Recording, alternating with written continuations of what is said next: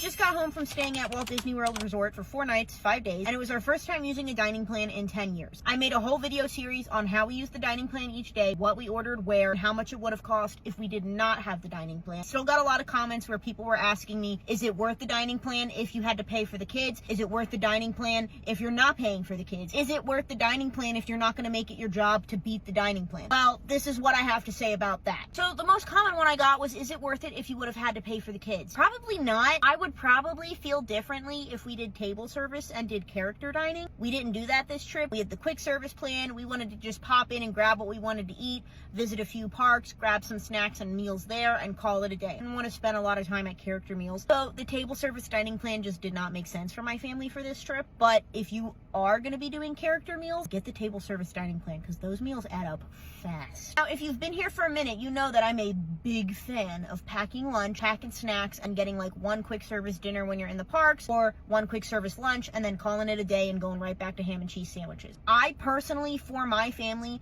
do not think that if I had to buy a dining plan for 2 adults and 2 children, that it would have been worth it. I probably would have been spending our whole trip figuring out how to get our money's worth, and it wouldn't have been that fun for me. But under the current summer promotion where you pay for the adults and every child in the room ages 3 to 9 gets a free dining plan, that's worth it to me. That's worth it 10 times over. I didn't have to stress about packing a cooler each morning. I didn't have to plan out what kind of snacks and sandwiches we were going to eat on our trip. We were able to try a little bit of everything. We would use credits to get different things, and then everyone would have a bite of this and a bite of that. If your family's not into that and each kid wants to order their own thing and eat just that, then you've got to sit down and see if that's worth it for you. And I do still think it's worth it to get the dining plan, even if you're not going to make it your job to beat the dining plan, because technically, I could have gone above and beyond. We only came out on top by like $220, which is still a win in my opinion.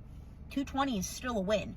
But I have seen people go ham on their dining plans and they beat it by like $400 or $500, which is incredible. I don't want to do that. I want to have fun with my family, and if we beat the dining plan, great. If we maximize the dining plan, even better. But I don't really see us doing that because I don't want the pressure every time I go to order food to be like, I've got to get the most expensive item every single time or else it's not worth it, because that's not true. I know that a lot of people think using your dining plan for breakfast is a huge waste of credits. Breakfast is my favorite meal of the day. So if I have to use a kids meal credit to get some churro waffles and then an adult credit later on to get a $19 lobster roll, I'm going to do it because it makes me happy. And to me, that's not a waste of credits. You have to decide what's worth it for you and your family when you get the dining plan. I love the dining plan when there's a promotion. If there's not a promotion, I really don't think it's worth it. As long as Disney World is running this promotion, and if I can squeeze in another Disney trip with my family, I'm definitely getting another dining plan.